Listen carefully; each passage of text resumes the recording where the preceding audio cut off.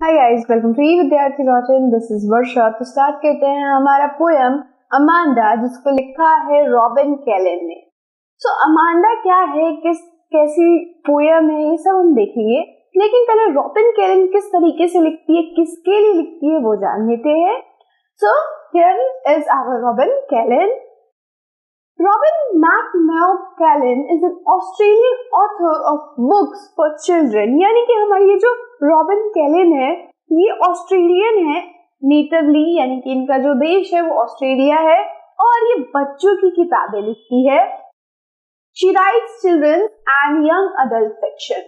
तो ये बच्चों की किताबें लिखती है और साथ ही साथ यंग अडल्ट की भी, यानी कि जो टीनेजर होते हैं उनके लिए भी किताबें लिखती है। Some of her famous books are Hating Alison Ashley, People Might Hear You, etc।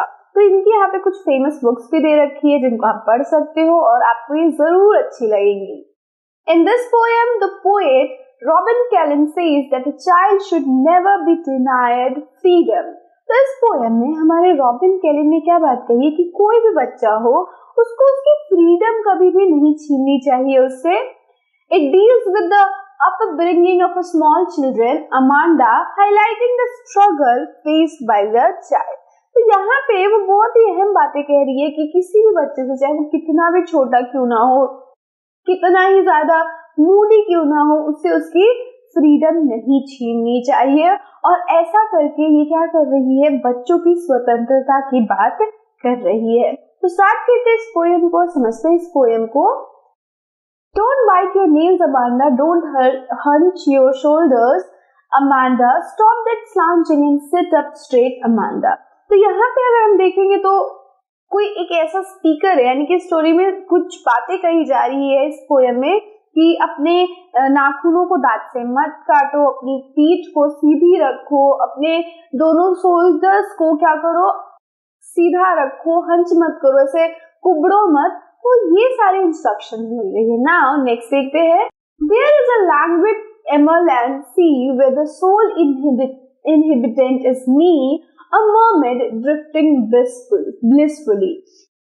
तो यहाँ पे अभी पैरेंथेसिस में हम देख सकते हैं कि क्या हो रहा है, कुछ अंदर की बातें हो रही है, कुछ थॉट्स की बातें हो रही है, और ये बातें कह रही है हमारी अमांडा। अमांडा क्या कह रही है कि एक ऐसी सी है, लैंग्वेज सी है, एक रिलैक्सिंग सी है, यानी कि शांत और स्थिर समुद्र है, जहाँ पे एक ही इंसान रहता है, और वो कौन है, वो मैं हूँ। और मैं क्या हूँ, मर्मेड हूँ। अपने आप को मर्मेड से कंपेयर कर रही है, जल परी से कंपेयर कर रही है, और कह रही है कि मैं बहुत आराम से, ब्लिसफुली, मतलब मेरे को कोई होश नहीं है, खबर नहीं है दुनिया की, और ड्रिफ्ट कर रही हूँ, तैर रही हूँ उस पानी के अंदर।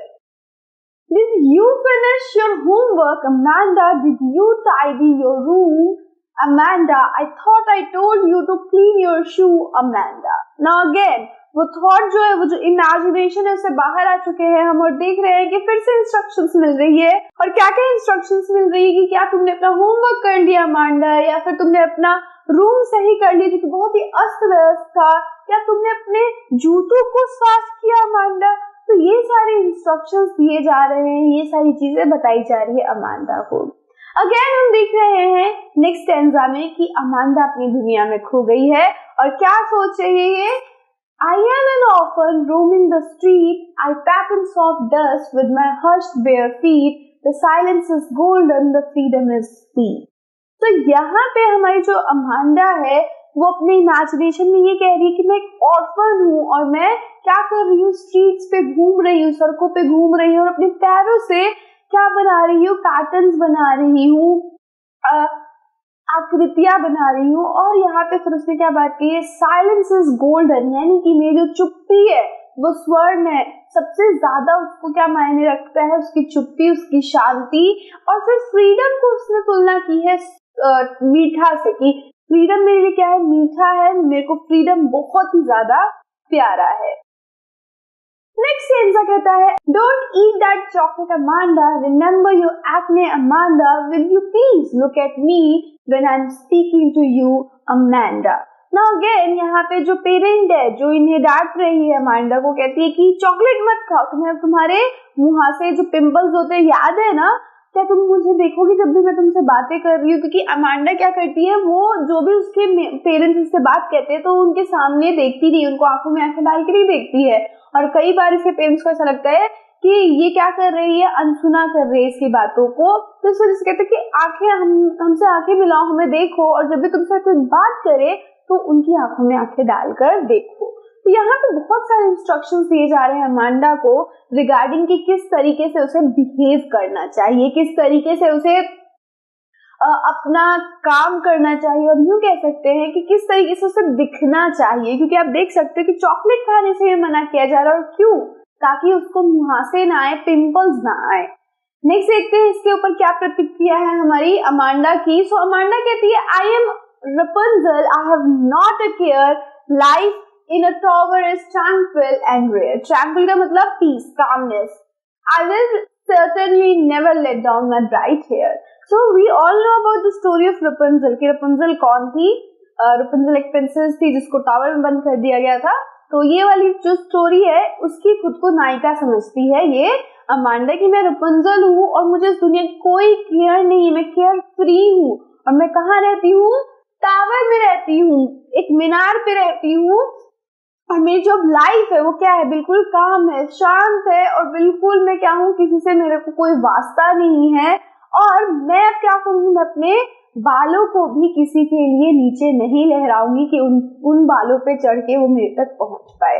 तो यहाँ पे जो हमारी अमांडा है वो क्या कर रही है, वो ये चाहती है कि वो अकेली रहे, और तो और उससे कोई बात ना करे। तो उसको कहीं ना कहीं फ्रीडम के साथ साथ पीस भी चाहिए अपनी लाइफ के अंदर, क्योंकि बार बार शाउटिंग एंड स्कोल्डिंग सुनते सुनते वो भी कहीं ना कहीं थक गई है। नेक्स्ट देखते हैं, stop that circling at once. Now again Amanda को फिर से इंस्ट्रक्शंस मिल रही है कि झुझलाना बंद करो Amanda, you are always so moody Amanda, anyone would think I nag that you Amanda. तो यहाँ पे कहा जा रहा है कि तुम बहुत ज्यादा क्या करती हो, गुस्से में रहती हो, तुम बहुत ज्यादा चिढ़ती हो, और कोई अगर तुम्हें देखेगा, कोई हमें देखेगा इस तरीके से बोलते हो तो उन्हें यही लगेगा कि मैं तुम्हें परेशान कर रही हूँ। तो कहीं ना कहीं यहाँ पे जो पेरेंट है वो जानता है कि अमांडा भी परेशान हो रही है, और दूर से देखने पे ये लग रहा है लोगों को कि जो पेरेंट्स है वो कहीं ना कहीं अमांडा के साथ बुरा कर रहे हैं। लेकिन सोच के देखो, अगर पेरेंट्स अमांडा को नहीं बताएंगे कि तुम्हें क्या करना है, तो हमारी अमांडा क्या कर सकती है? उसे नहीं पता होगा कि क्या करना और क्या नहीं करना। कई बार बच्चे क्या करते हैं, शांत रहने के चक्कर में ही क्या करते हैं, वो कुछ चीजें जो बहुत जरूरी काम होते हैं वो नहीं कर पाते हैं, जैसे कि अपना होमवर्क नहीं बनाते हैं, और फिर जब वो स्कूल जाते हैं तो उन्हें पिटाई पड़ती है, डांट खाना पड़ता है, इस तरीके की चीजें होती है। तो पेरेंट्स का रोल हमारे जीवन में बहुत ज्यादा है ना। पेरेंट्स हर चीज हमें बताते हैं, हमें इंस्ट्रक्ट करते हैं, बट बहुत ज्यादा इंस्ट्रक्शन भी कई बार एक छोटे बच्चे के लिए क्या हो जाता है, प्रॉब्लमैटिक हो जाता है। बहुत ज्यादा उन्हें प्रॉब्लम होने लगता है कि इतना क्यों डांट रहे हैं। सोच के देखो, जब आप भी 8, 9, 10 साल के होंगे तो आपको कितनी ज्यादा बार किसी भी काम के लिए बोला जाता होगा, होमवर्क बना लो, पढ़ाई कर लो, टीवी बंद कर लो, और कई बार आपको भी लगता होगा यार काश मम्मी पापा दूर चले जाए, है ना। तो यही चीजें हमारी अमांडा के साथ होती है। चलिए हमारी पोएट क्या कह रहे हैं वो देख लेते हैं। तो देखिए, Robert Flint has described both ends very carefully in this poem and tried to emphasize that both child and parent need a common ground where they can talk about their issues. तो जो Robert clean है हमारी, robin clean है ये हमारी। तो robin clean क्या कह रही है, वो दोनों ही ग्राउंड्स को उन्होंने अच्छी तरीके से दिखाया, एक पेरेंट का पर्सपेक्टिव और एक बच्चे का पर्सपेक्टिव उन्होंने बहुत ही शानदार तरीके से प्रेजेंट किया है। तो किस तरीके से पेरेंट्स के इंस्ट्रक्शंस भी उतने ही जरूरी है जितने कि एक बच्चे का फ्रीडम जरूरी है।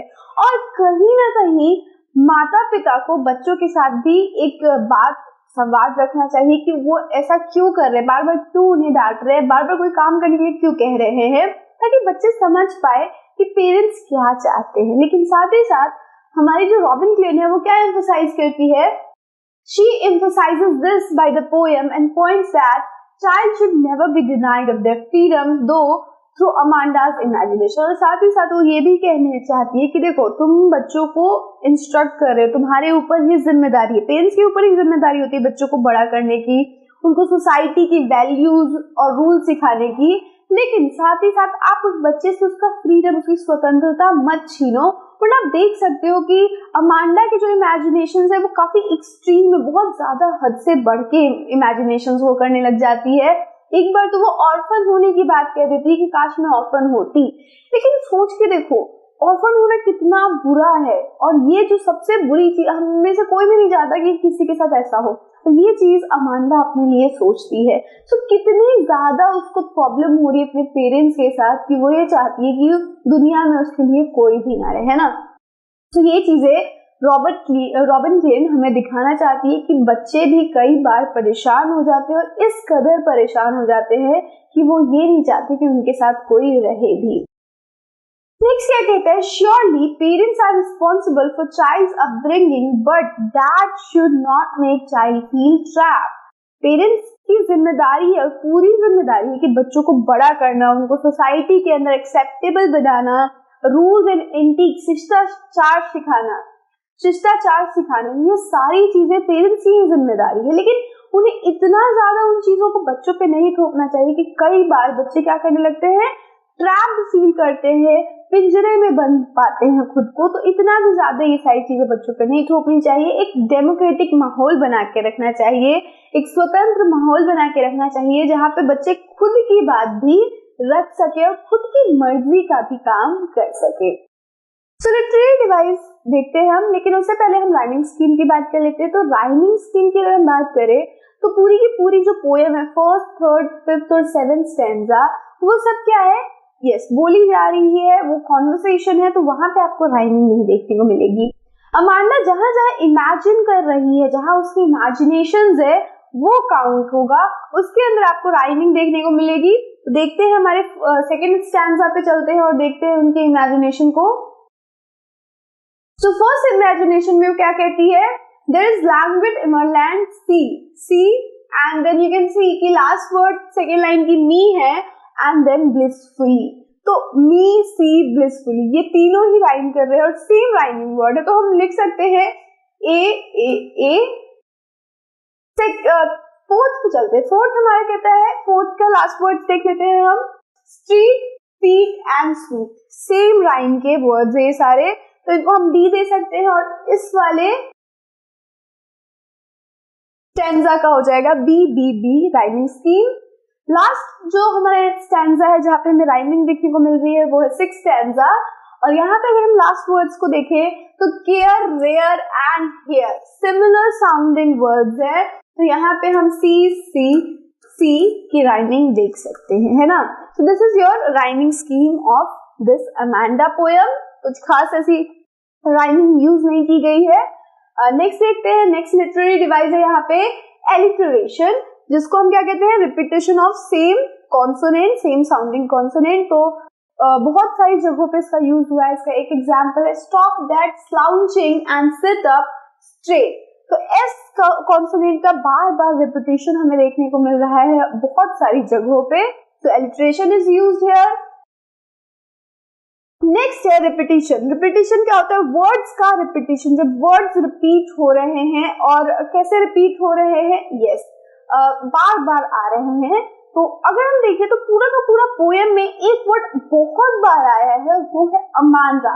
अब देखोगे first stanza, second stanza, third stanza, सब के अंदर हमारे अमांडा को बुलाया गया है, अमांडा बोला गया है।